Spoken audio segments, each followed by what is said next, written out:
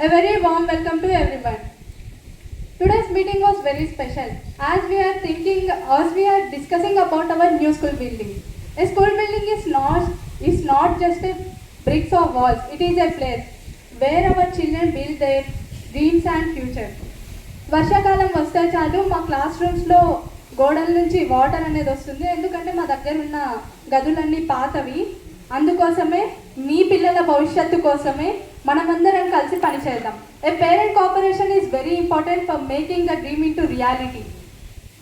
మన గౌరవనీయులైన డిఈఓ గారు, కార్పొరేటర్ గారు, గెస్ట్ ఆఫ్ ఆనర్స్ ఈ కార్యక్రమానికి విచ్చేసి మనందరినీ ప్రోత్సహించడం ఎంతో ఆనందకరం.